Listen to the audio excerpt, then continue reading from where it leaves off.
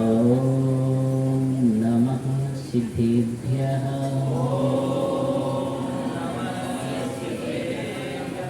ॐ नमः सिद्धेभ्यः। हीनात्मा बुद्धितात्मैव परत्वेनैव चापरम् अक्ष्यानन्दबोधाय तस्मै सिद्धात्मने नमः। तस्मै सिद्धात्मने नमः। तस्मै सिद्धात्मने नमः। सरस्वती नमस्तुभ्यं वरदे कामरूपिणी विद्यारम्भ करिष्यामि सिद्धिर्भवतु मे सदा। सिद्धिर्भवतु मे सदा। सिद्धिर्भवतु मे सदा। गुरुः पान्तु नो नित्यं ज्ञानदर्शननायिकाः चारित्राणो गम्भीरा मोक्षमार्गोपदेशिकाः। मोक्षमार्गोपदेशिकाः।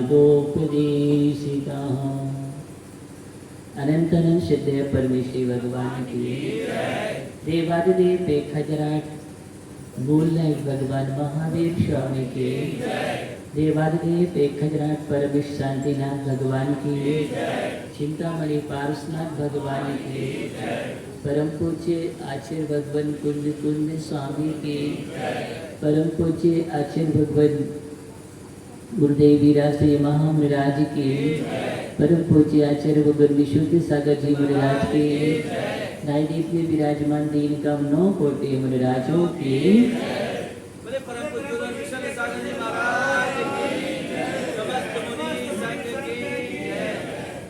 जयदु तीर्थ शासनम जयदु सुदेवता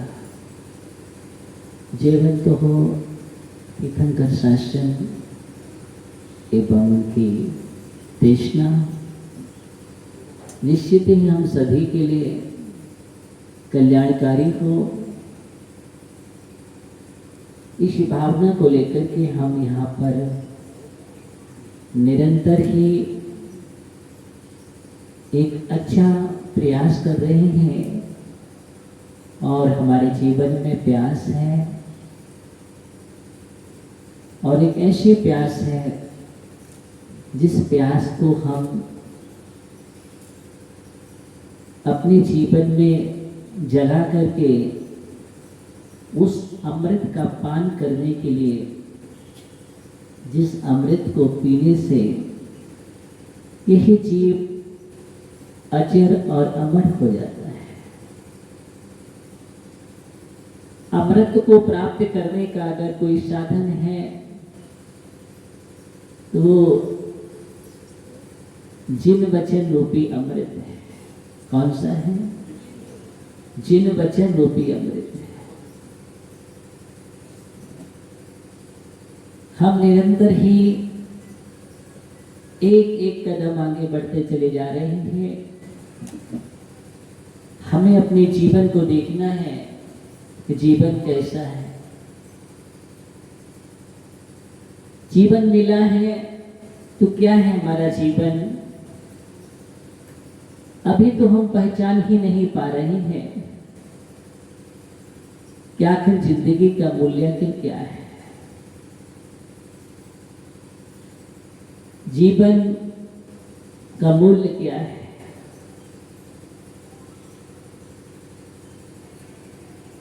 एक युवक संत के पास पहुंचा और पहुंच करके संत से यही प्रश्न किया कि आखिर ये जीवन है क्या, इसका मूल्य क्या है। मैं आपसे जिंदगी का मोल जानना चाहता हूं, इसका मूल क्या है। जिज्ञासा थी और जिज्ञासाएं तो हमारे अंदर भी उत्पन्न होती है। और मैं कहता हूं कि जिज्ञासा तो होनी ही चाहिए। जब तक हमारे जीवन में प्रश्न पैदा नहीं होते हैं तब तक जीवन का समाधान भी नहीं होता है। और प्रश्न हो रहा है इसका मतलब है कि वो जागना चाह रहा है या जागृत है, या जीवन में कुछ पाना चाह रहा है, जीवन को समझना चाह रहा है, इसलिए तो वो उसके अंदर प्रश्न पैदा हो रहा है। बहुत लोग ऐसे हैं जो अपने जीवन को जानना ही नहीं चाहते हैं। जिंदगी मिली है यूं ही निकाल रही है, लेकिन जिंदगी क्या है इसका उनके अंदर कोई प्रश्न ही नहीं है। इसलिए उसकी जिंदगी एक प्रश्न बन करके रह जाती है, समाधान नहीं हो पाता। ऐसे लोगों की जिंदगी एक प्रश्न तो बन जाती है लेकिन सिर्फ प्रश्न ही रहती है। उनके जीवन में हमेशा ही क्वेश्चन मार्क लगा रहता है, कभी भी समाधान नहीं मिलता। ज्ञानी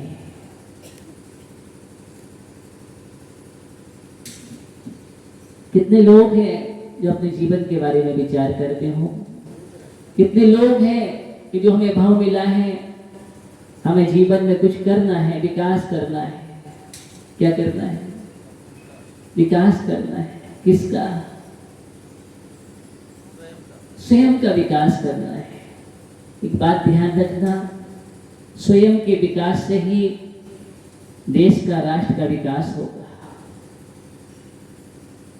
यहाँ पर भारत विकास योजना से जुड़े हुए सभी पदाधिकारी और सदस्य हैं, लेकिन ये बात सत्य है कि जब तक हम स्वयं विकास नहीं करेंगे तब तक विकास नहीं होगा। हम कितना भी चाहें कि विकास हो जाए, लेकिन विकास अपने स्वयं पर है। हर भारत का एक एक नागरिक अपने जीवन में संकल्प कर ले कि मुझे अपने जीवन का विकास करना है, मुझे कुछ अच्छा करना है, मुझे जीवन को रोशन करना है। जो अपने जीवन को रोशन कर लेता है, जो अपने जीवन को रोशन कर लेता है, ऐसा जीव राम प्रवेश जी है। ऐसा जीव राम में प्रवेश कर जाता है।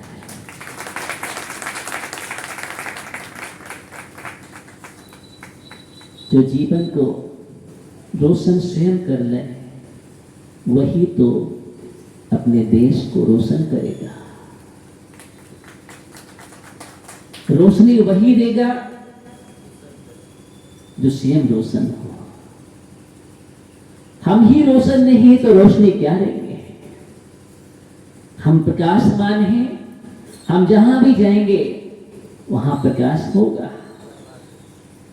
और हम ही अंधकार से युक्त हैं और हम बात करें प्रकाश की, तो ज्ञानियों आप ना तो प्रकाश दे पाएंगे और ना आप कोई अपने भारत के लिए विकास दे पाएंगे। अपने अच्छाइयों के प्रकाश में भारत का विकास छिपा है।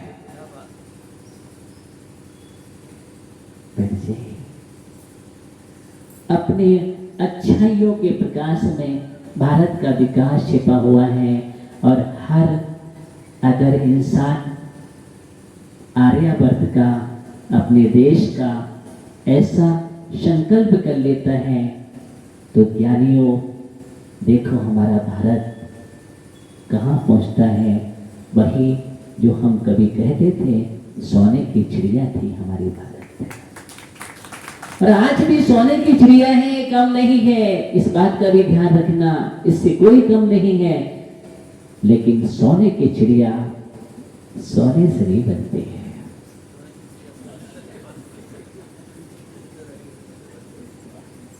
से नहीं बनेंगे।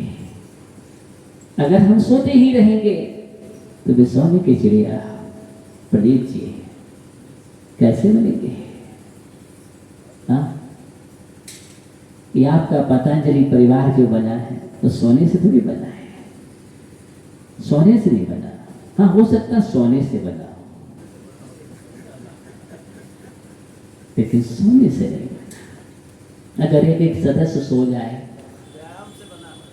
हाँ, सो जाए तो क्या होता? सोने वाला योग थोड़ी करता है, हाँ, जागने वाला योग करता है, ना सोने वाला करता है, ना सोना वाला करता है। वह जो जागृत होता है वही योग करता है। इसलिए ये धरती धरा योगियों की है, भोगियों की नहीं है। हमारे संत महापुरुष ऋषि मुनि, हमारे आचार्य भगवान, ये दिगंबर साधना सबसे बड़ी योगी की साधना है, जो हर पल योग करते हैं। प्रदीप भैया हर पल योग करते हैं, उनका योग तो जीवन ही है। हर पल तो योग करते हैं, 3 बार सामायिक करते हैं, प्रतिक्रमण करते हैं, ध्यान करते हैं, स्वाध्याय करते हैं। ये सारा जीवन योग का ही, उनका जीवन योग से जुड़ा, इसलिए तो योगी है, इसलिए योगी है। इसलिए एक योग का मार्ग तो हमारे तीर्थंकरों का मार्ग है। तीर्थंकरों ने पहले ही बतला दिया था कि योग जीवन के लिए कितना अनिवार्य है। इसलिए जब हम ज्ञानार्णव ग्रंथ देखते हैं, अगर आपको योग विद्या, तो हमारे आचार्य भगवंतों ने ऐसे ऐसे योग की चर्चा की है। प्रदीप भैया ज्ञानार्णव ग्रंथ, तत्वानुशासन जैसे ग्रंथ हम पढ़ेंगे तो वो योग की चर्चा है। इसलिए पूरा जगत ही योग से भरा हुआ है। किससे भरा हुआ है? योग से भरा हुआ है। तो बात चल रही है प्रदीप जी, क्या हम जब तक अपना स्वयं का विकास नहीं करेंगे, स्वयं में प्रकाश नहीं करेंगे, तब तक ना तो हम प्रकाशमान हो सकते हैं, ना हमारा घर परिवार हो सकता है, ना हमारा समाज हो सकता है, ना देश राष्ट्र विश्व हो सकता है। हमारे स्वयं के रोशन होने से जहाँ देखो वहाँ रोशनी ही रोशनी होगी। इसलिए अपने को रोशन करो। इसलिए हमारे आचार्य भगवंतों ने, तीर्थंकरों ने यही कहा कि जब गृह त्याग कर देते हैं, वैराग को प्राप्त होते हैं, आत्मज्ञान होता है, और आत्मज्ञान होते ही उनको वैराग हो जाता है, और वह राजपाट को छोड़ देते हैं। सम्राट चक्रवर्ती जैसा पद, 6 खंड का अधिपति, वह चक्रवर्ती भी एक क्षण में छोड़ देता है। आत्मज्ञान होते ही, आत्मज्ञान होते ही एक क्षण में 6 खंड की विभूति को छोड़ दिया। ये आत्मज्ञान है। और आत्मज्ञान जैसे ही होते हैं, उस समय जाकर के निर्गंत दीक्षा लेकर के अपने में डूब जाते हैं। किसमें डूब जाते हैं? अपने में डूब जाते हैं ज्ञानियों, अपने में डूब जाते हैं, और बाहर के वातावरण से मौन हो जाते हैं। कहाँ? बाहर के वातावरण से मौन हो जाते हैं और अपने अंतरंग में ऑन हो जाते हैं।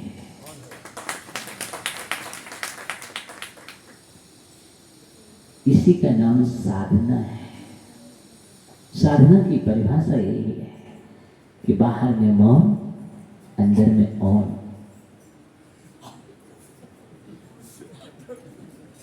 बस देखो। और जब ध्यान में लीन हो गए, प्रदीप बच्चे जब ध्यान में लीन हो गए, क्या हुआ? ध्यान में लीन हो गए, अंदर ही अंदर स्वराज को देखने लगे। किसको देखने लगे? स्वराज को देखने लगे। अपना साम्राज्य दिखाई देने लगा।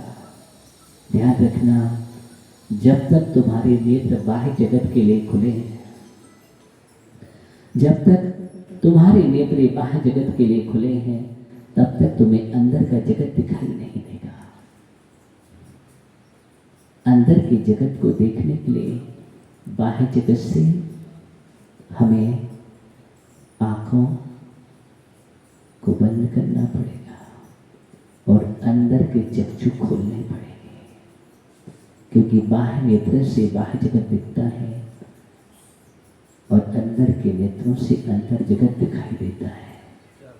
इसलिए आचार्य ने कहा कि धर्म का मार्ग या परमार्थ का मार्ग या आत्मा से परमात्मा बनने का मार्ग ये चर्म चक्षुओं से नहीं दिखता, ये तो अंतः चक्षुओं से दिखता है। किससे दिखता है ज्ञानियों? ये अंतः चक्षुओं से दिखता है।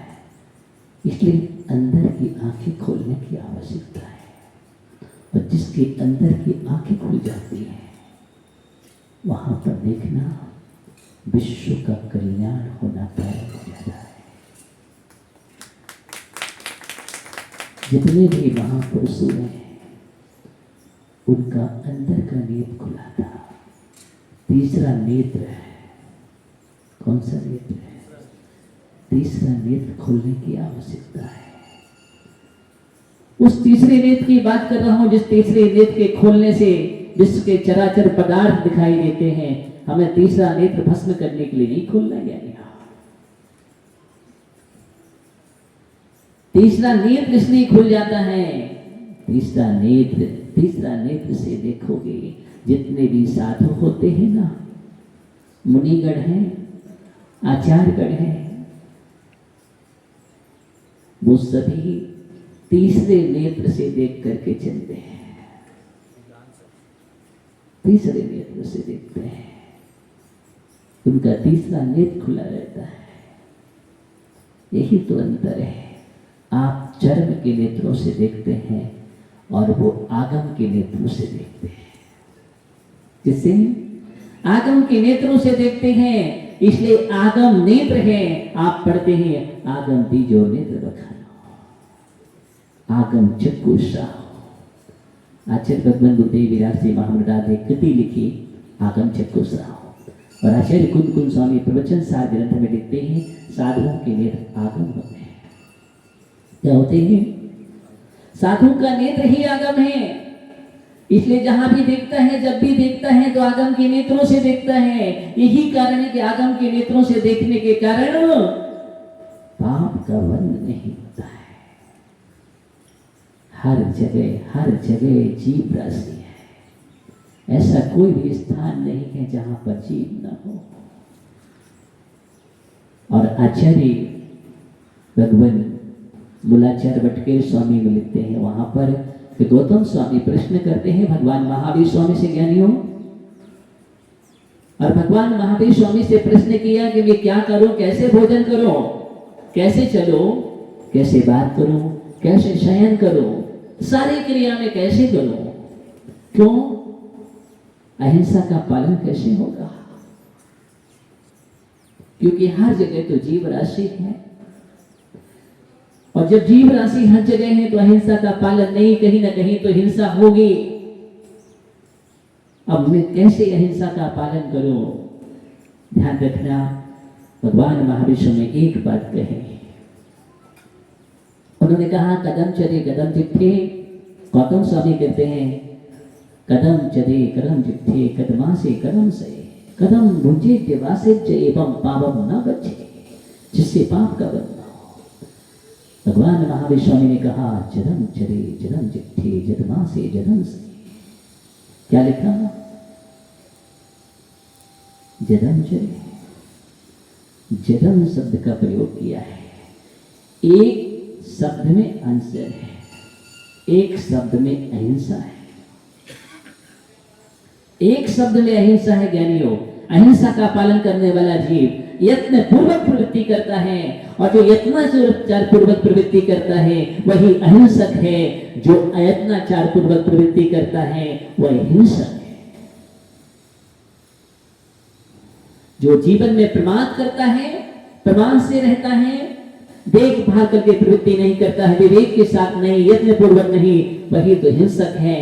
और जो विवेक पूर्वक यत्न पूर्वक करता है वही अहिंसक है ज्ञानियों। अरुण भैया, वही अहिंसक है। जो बोलता है तो यत्न पूर्वक बोलता है। आप तो अधिवक्ता है, तो आचार्य भगवान कह रहे हैं कि जब भी बोलता है तो कैसे बोलता है? यत्न पूर्वक बोलना हिंसा नहीं है, हिंसा है। और यत्न पूर्वक, विवेक पूर्वक नहीं बोलना हिंसा है।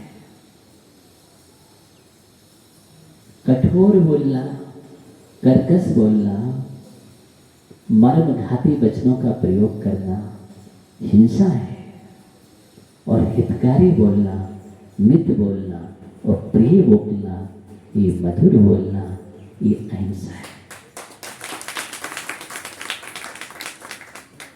जुबान कठोर है, याद है तो क्या है अरुण भैया? हिंसा है। और जुबान अगर नरम है तो क्या है? अहिंसा है। इसलिए कठोरता और गर्म नहीं होना चाहिए। ये बात आपने पहले समझी है। तो आज तो ये बात चल रही है कि यत्न पूर्वक प्रवृत्ति करें। कैसे करें? यत्न पूर्वक प्रवृत्ति करेंगे तो ही कोई भी हिंसा नहीं होगी। उस यत्न पूर्वक प्रवृत्ति का नाम जैन दर्शन में, मूल गुणों में, मुनियों के, उसको कहते हैं समिति। क्या कहते हैं? समिति कहते हैं। और समिति का मतलब है सम्यक प्रकार से प्रयत्न करना। क्या करना? सम्यक प्रकार से प्रयत्न करना। आप बैठते तो हैं, लेकिन आप देख करके बैठ जाए तो क्या होगा? अगर आप देख करके बैठ गए तो अहिंसा, और बिना देखे बैठे तो हिंसा। बोलो। आप पानी पीते हैं और पानी अगर देख करके पियो, छान करके पी लो तो, और अनछना पी लिया और देखा ही नहीं, सीधा गुटगुटा गए तो हिंसा। हम अपने जीवन में हम बोलते तो हैं, लेकिन अच्छा मधुर बोलने तो अहिंसा, और अपशब्द बोल दिया तो हिंसा। अच्छा व्यवहार किया तो, और बुरा बर्ताव किया तो क्या बात है? हिंसा और अहिंसा की परिभाषा जीवन में हम कैसे समझें और कहां कहां समझें? हम सोते हैं, शयन करते हैं, शयन में भी हिंसा है और अहिंसा है। नवीन जी, क्या है? हिंसा और अहिंसा। अब सोचो, जहां हम सो रहे हैं जिन बिस्तर को, अगर उनको हमने देख लिया, सोच लिया तो क्या है? और हम जाकर के सीधे सो गए, और अब तो परमानेंट बिछे रहते हैं, जरूरत ही नहीं है। पहले संस्कृति नहीं थी, प्रातः काल उठ करके अपने बिस्तर समेट करके रखा जाते थे। हाँ, बिस्तर को उठा करके रखते, न देख बात के, और फिर सायंकाल को जब सोने का समय आया तब देख करके फिर बिस्तर लगाते थे। देखिए, अहिंसा थी। और अब बिछे बिछाए और हम जाकर के सो गए तो क्या हुआ? हिंसा। ज्ञानी वो हिंसा है। इसलिए हर समय सावधान। आचार्य कह रहे हैं हर समय सावधान। आप चलते तो हैं, तो देख के चलो तो क्या जा रहा है? कम से कम जीव तो बच जाएंगे। और देख के चले जाओगे, चलोगे तो जीव भी बचेंगे और आप भी बचेंगे।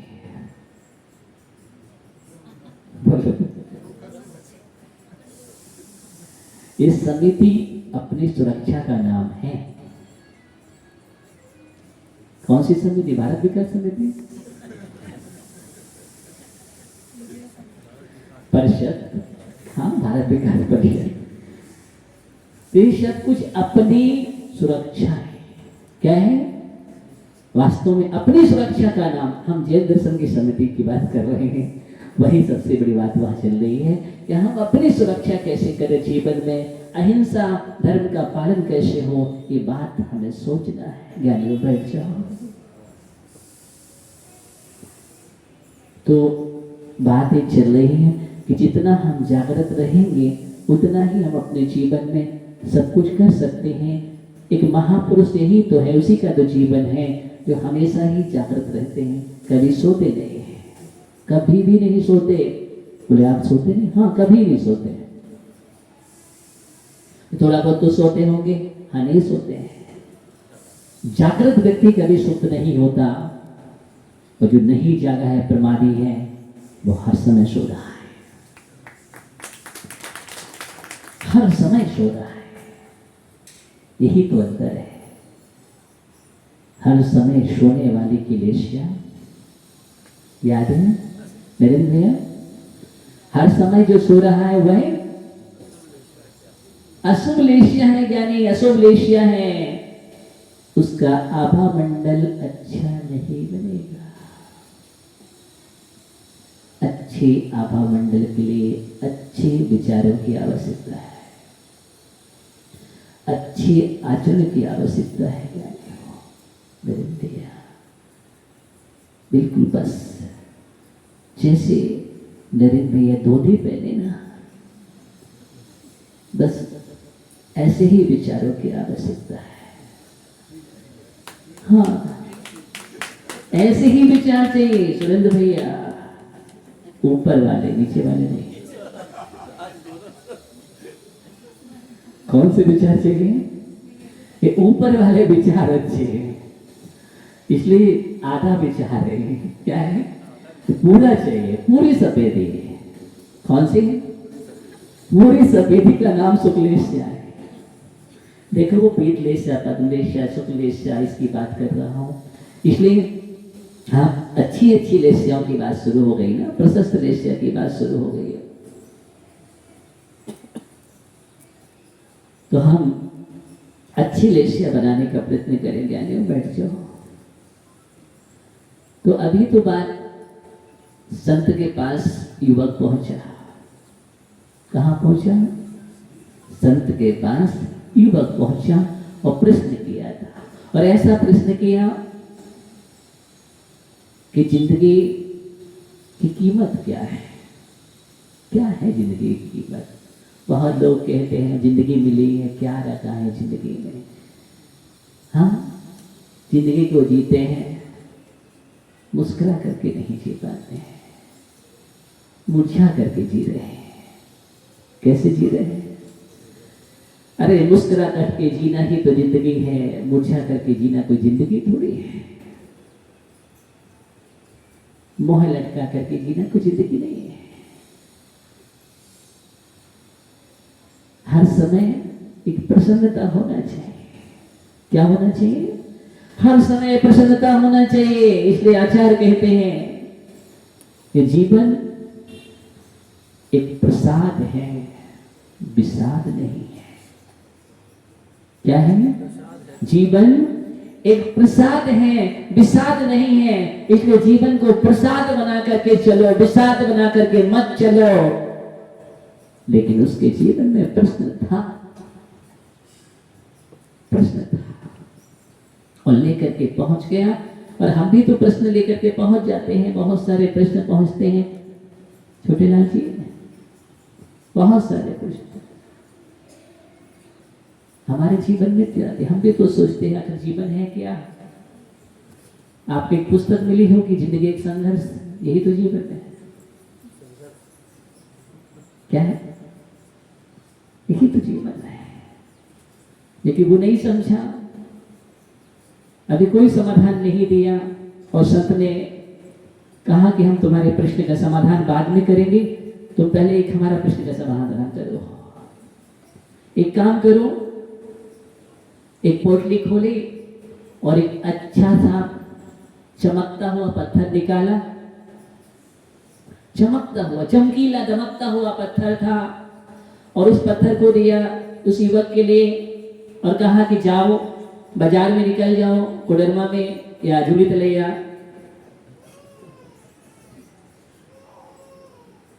और जाओ, अगर झूली तलैया में नहीं तो हजारीबाग पहुंच जाना, नहीं तो रांची पहुंच जाइए, और इसका मोल करा करके लाइए। मोल करा कर खिलाइए। और उस पत्थर को लेकर पहुंचा, बैठिए। और उस पत्थर को लेकर के जैसे ही विवाह पहुंचा तो सबसे पहले वहां पर सब्जी की दुकान लगी हुई थी, और सब्जी की दुकान पर पहुंच गया और उसने देखा, और देख करके पत्थर को देखा, ठीक है चमकता हुआ है, आप मोल करिए, इसका मोल क्या है। और मोल पूछा तो उसने कहा भैया हम तुम्हारे लिए 10 किलो सुशील है, तो 10 किलो तुम्हारे लिए हम आलू देंगे। आलू खाना नहीं चाहिए लेकिन, ठीक है ना, लेकिन उसके पास लगे थे तो उसने कहा कि हम आलू देंगे। लेकिन ये समझदार होता है ना, जन्नत का आचरण करता है, वो कहता भैया हम आलू नहीं लेते हैं। हाँ तो बात चल रही है 10 किलो पत्थर दीजिए और लीजिए। उसने कहा देखो मैं देना नहीं है, मुझे देना नहीं है, मैं तो इसका मूल पूछ रहा था कि आपकी दृष्टि में इसका मूल कितना है। थोड़ा और आगे बढ़ा, बर्तन की दुकान थी। अब बर्तन की दुकान पर पहुंचा, उससे पूछा तो उसने कहा हम तुम्हारे लिए एक अच्छी तपेली है पीतल की, तो तुम्हारे लिए देंगे। और भी जो पीतल के बर्तन है, स्टील के बर्तन जितने भी चाहिए आपको, इतनी ही मात्रा में हम आपको दे सकते हैं आपकी इच्छा से। थोड़ा और आगे बढ़ गया, थोड़ा और आगे पहुंचा, ललित जी के पास पहुंच गया और एक चांदी की दुकान थी। इनकी चांदी की दुकान नहीं, कैसे नहीं है चांदी की दुकान, देखो सिर्फ पर, हाँ तो चांदी की दुकान थी। और वहां पर पहुंच करके पूछा कि आप इस चमकते हुए पत्थर का क्या मूल्य है। और वहां पर बतलाया, बोले हम 10 किलो चांदी देंगे तुम्हारे लिए। हाँ बड़ा आश्चर्य हुआ, कहाँ 10 किलो आलू, कहाँ पीतल के बर्तन और कहाँ 10 किलो चांदी मिल रही है। अब उसको आश्चर्य होने लगा, उसको बहुत आश्चर्य होने लगा कि क्या रहस्य, कुछ समझ में नहीं आ रहा। और वो थोड़ा और आगे बढ़ गया, शांतिलाल जी के पास पहुंच गया।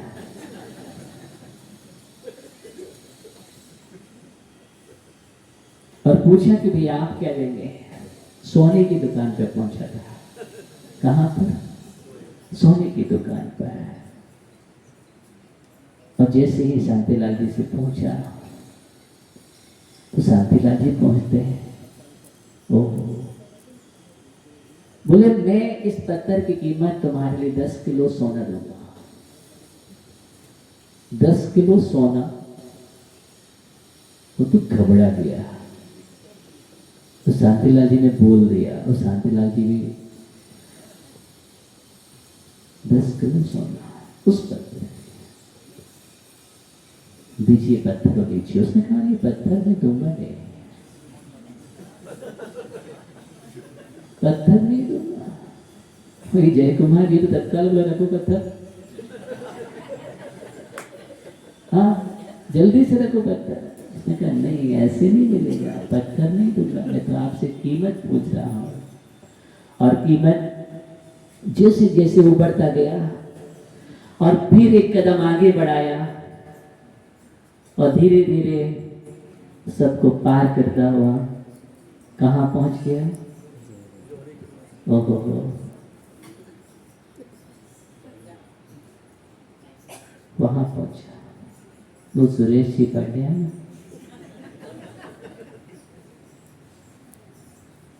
एक जोहरी के पास पहुंचा। कहाँ पहुंचा?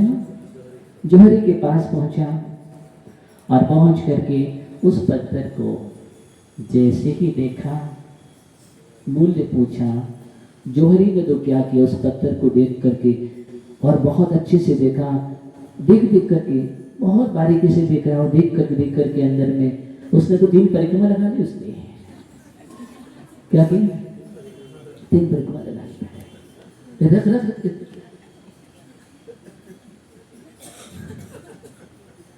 और पूछा इसका मूल्य क्या है? अरे बहुत बतला रहा हूं, घबराओ नहीं। हाँ, क्या मूल्य है इसका? और बहुत अच्छे से कहा, बेटा बैठ। तो कितने अच्छे से हम बैठालते ना, आप जानते हैं वो क्या क्या करते हैं आप, ये भी आप जानते हैं। पता ना, एक विशेषता है, जोहरी की दुकान पर पहुंचे। अब जोहरी की दृष्टि जानते हो, एक पार की दृष्टि होती है। कैसे होते हैं? एक पार की दृष्टि होती है। परख लिया,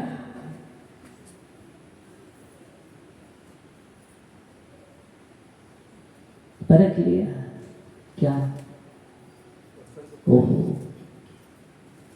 बेटा, तुम्हारे लिए कितनी कीमत चाहिए इसकी? कितनी कीमत चाहिए? तुम जो मांगो वह कीमत में देने के लिए तैयार हो। क्या चाहिए तुम्हारे लिए? आपने झट से पत्थर उठाया। क्या किया? झट से पत्थर उठाया। वे रुको, हम गुरुजी से पूछ के आ रहे हैं। क्या पूछ के आ रहे हैं? ईमानदार था वो, ईमानदार था। और कोई होता तो गुरुजी को चूल्हा लगा के चल देता।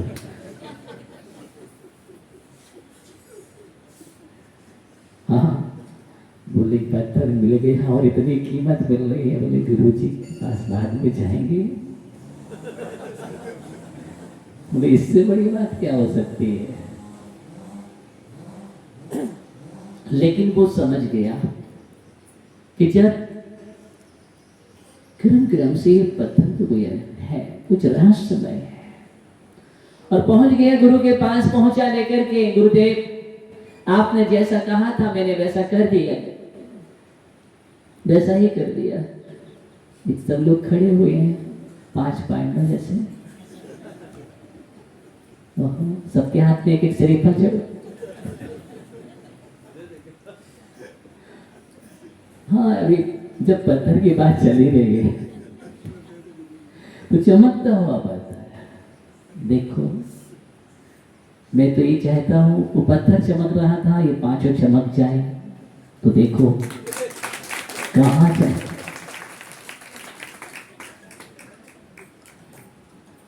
और गुरुजी ने कहा कि रख दो बेटा, रख दो। क्या बोल रहे हैं? बोले मैं सबसे पहले पहुंचा था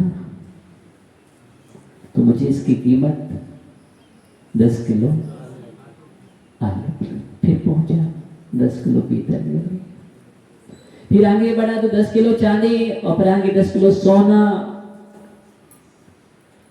और आगे पहुंचा तो उसने कहा कि जो चाहिए तुम्हारे लिए, मांग कितना चाहिए। एक पत्थर की कीमत है। गुरु ने कहा बेटा तुम्हारे प्रश्न का समाधान यही है। प्रश्न का यही समाधान है कि जीवन है, जिंदगी अनमोल है। अब जिंदगी को तुम्हें किस में बेचना है? अगर तुम चाहो तो 10 किलो आलू में बेच दो, या 10 किलो पीतल में, या चांदी में, या सोना में। और चाहो तो जिंदगी अमूल्य है। ये तो अपनी अपनी जिंदगी है, तुम उसको कैसा बनाना चाहते हो। एक अपनी जिंदगी को विष्णु में लगा करके बर्बाद कर देता है, और एक अपनी जिंदगी को आदर्श बना लेता है।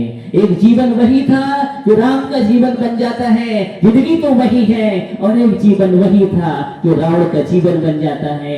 एक कृष्ण का जीवन बनता है तो एक कंस का जीवन बनता है। एक मारीची का भाव होता है तो दूसरा महावीर का भाव होता है। मुझे क्या बनना है? ये जिंदगी मिली है, किस प्रकार जिंदगी को बनाना है, बस यही तो जिंदगी की कीमत है। हम चाहें तो जिंदगी को 2 कौड़ी में समाप्त कर रहे हैं। जिंदगी है, हमने बनते हुए देखा है और बिगड़ते हुए देखा है। अब मुझे क्या करना है? जिंदगी को स्वर्ग बनाना है कि नरक बनाना है, अगर ऐसा करना है तो आप लोग श्रीफल लेकर के तैयार हो जाओ।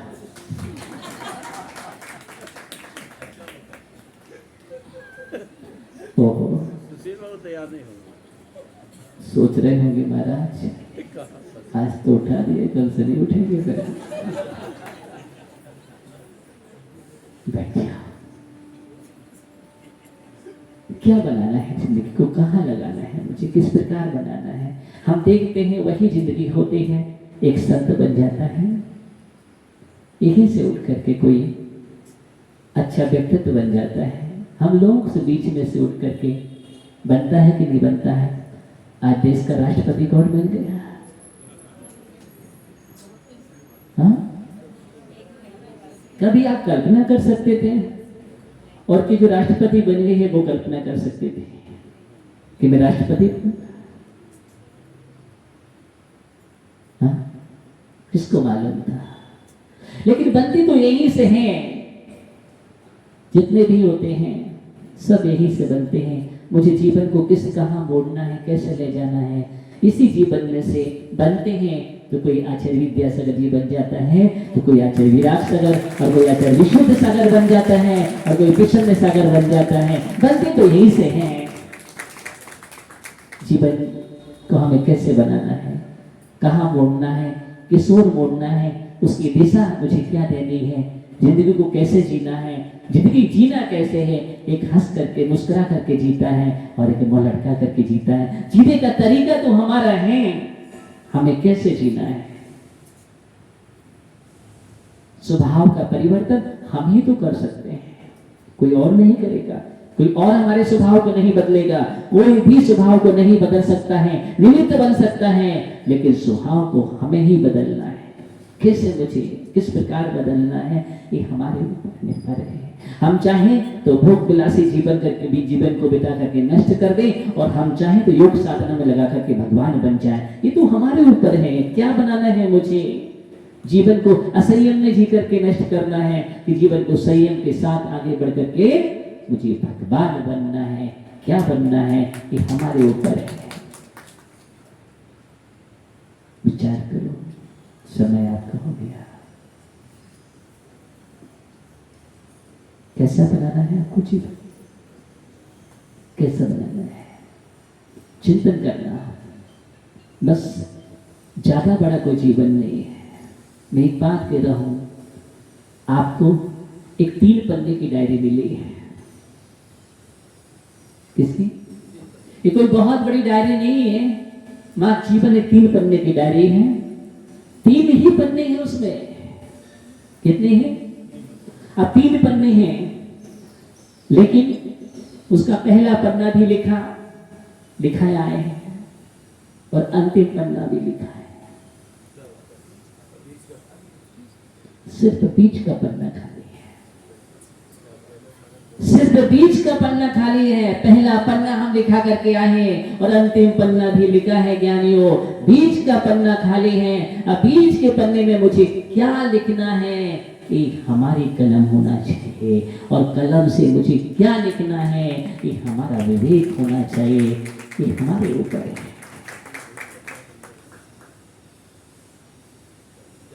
क्या लिखना है?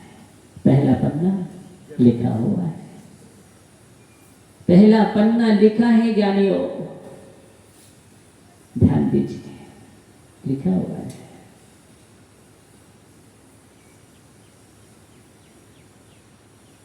ध्यान देना। या कोई अधिवक्ता बैठा है तो कोई प्रोफेसर बैठा है। हाँ, पहला पन्ना हम लिखा के लाए हैं और अंतिम पन्ना भी। पहला पन्ना वह था जो जन्म का था, और अंतिम पन्ना भी मुझे मालूम है। हाँ, अंतिम पन्ना भी मुझे मालूम है। किरण जी, अंतिम पन्ना भी मुझे मालूम है। और वो अंतिम पन्ना लिखा है, किससे लिखा? मृत्यु से लिखा है। कि जन्म है तो मरण है, ये दोनों पन्ने लिखा करके लाए हैं। और कोई बात नहीं, ये मेरे हाथ में नहीं है, लेकिन तीसरा पन्ना मुझे क्या लिखना है असुरी जी, वो हमारे हाथ में है। कैसे है? वो हमारे हाथ में। क्या लिखना है मुझे? हाँ, तीसरा पन्ना वो हमारे हाथ में है। कैसा लिखना है, किस प्रकार लिखना है, ये हमारे ऊपर, सब कुछ हमारे ऊपर है। इसलिए तीसरा पन्ना मुझे लिखना है, और लिखने भी आपके हाथ में है। सब कुछ तुम्हारे हाथ में है। क्या लिखना है? कुछ हम ऐसा भी लिख करके जा सकते हैं जो इतिहास बन जाए। हम लिख करके जा सकते हैं जो इतिहास बन जाए, और ऐसा भी लिख करके जा सकते हैं जो इतिहास बन जाए। क्या बन जाए? दोनों ही हमारे ऊपर है। क्या बनाना है मुझे? आज हम महापुरुषों के जीवन को पढ़ते हैं, वो इतिहास है। और कंस रावण का जीवन पढ़ते हैं तो क्या है? समझ रहे हैं। तो मुझे क्या जीवन बनाना है, ये हमारे ऊपर। कैसा लिखना है? ऐसा लेख लिखो जो आगे बांटा जाए, अच्छे लोग जिसको पसंद करें। क्या करें? अच्छे लोग पसंद करें, अच्छे लोग पसंद करें, बस पसंद करें। ऐसा काम करो अपने जीवन में, ऐसा ही काम करो। बस यही बात कर रहा हूँ। 3 पन्ने की डायरी है। हम आज कुछ लिखेंगे तो बीच के पन्ने में कल कुछ लिखेंगे। धीरे धीरे एक एक गुण लिखते चले जाएंगे। 4 महीने तो डायरी भर जाएगी ना। हाँ। तो हम उस पन्ने को एक अच्छी कलम से भरें। साफ लिखना, लेकिन ऐसा मत लिखना कभी किसी भविष्य वक्ता के पास जाना पड़े, किसी जोशी के पास जाना पड़े। ऐसी लिखाई मत लिखना कि उन्हें चिट्ठी वाचना ही नहीं आ रहा है, लिखी हमने। इसलिए लिखी तो हमने है, लेकिन वाचना मुझे नहीं आ रहा है, ऐसे भी मत लिखना। इतनी अच्छी लिखना कि हम जब चाहे तो वाच लें, मेरा लेख है। क्या है? ये मेरा ही लेख है। अपनी जिंदगी को जब चाहे वाच लेना, समय आपका हो गया, बस जिस दिन तुम वाच लो। ऐसा लिखा हमारे महापुरुषों ने, तीर्थंकरों ने अपने जीवन को ऐसा लिखना। इतनी अच्छी लेखनी लिखी कि वो स्वयं वाचते थे, और आज तक सब वाचते चले आए हैं और वाचते रहेंगे। उसी की तो वाचना होती है। बोलो, सिद्धांत ग्रंथ धबला जी की वाचना चल रही है, हम वाचना कर रहे हैं ना? वाचना कर रहे हैं, वाच रहे हैं, बस वाचना। वाचना उसी की है जो वाच लेता है जीवन को। क्या कर लेता है? वाच। वाच अपने जीवन को वाचना है। क्या बनाइए? वाच जीवन का होना चाहिए, सिर्फ कलाई में नहीं होना चाहिए। हाँ, इसलिए जीवन को वाच बनाइए। आपका समय हो गया है, सिर्फ इतना ही कहना है कि बीच का पन्ना लिखना प्रारंभ कर दो, अच्छे से लिखना। और अगर तुमने कोई कुछ गलत लिख लिया हो तो उसको हम साफ भी कर सकते हैं, मिटा सकते हैं, और अच्छा लेख लिखना है। बस यही मैं कह रहा हूँ। पीतलेस्या और पद्मलेस्या, शुक्लेस्या। कौन सी लेस्या? अभी कृष्ण नील कापोत ये लिख गए थे उसमें, लेकिन अब हम इनको साफ करते चले जा रहे हैं और पीतलेस्या की ओर बढ़ते चले जा रहे हैं। जाने कज्जा कज्जम से मसीहन शब्द संपासी, जहाँ पर कार और आकार को जानते हैं। कार और आकार क्या है, क्या मुझे करने योग्य है, क्या करने योग्य नहीं है, क्या सेवने योग्य है, क्या सेवन करने योग्य नहीं है, क्या व्यवहार उचित है, क्या अनुचित है। ये सब संभाव, समदर्शी, दया, दान, ये परिणाम जब आ जाते हैं, अहिंसा, दया, करुणा, ये सब जहाँ प्रादुर्भूत हो जाती है जिस आत्मा में, वहाँ पर लेस्या बनती है, पीत लेस्या।